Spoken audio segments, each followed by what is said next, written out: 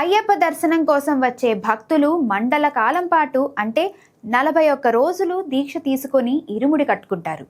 మాలధారణ చేసిన స్వాములు 41 రోజుల పాటు భక్తి శ్రద్ధలతో నియమ నిష్టలతో అయ్యప్ప స్వామిని పూజిస్తారు. సాధారణంగా ప్రతి ఏడాది కార్తీక మాసం నుంచి మకర సంక్రాంతి వరకు భక్తులు అయ్యప్ప మాల వేసుకుంటారు.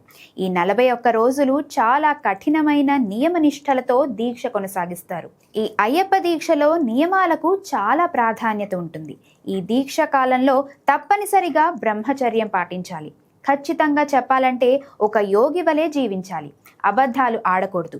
ఇతరులను దూషించడం, పరుష పదాలను వాడటం చేయకూడదు.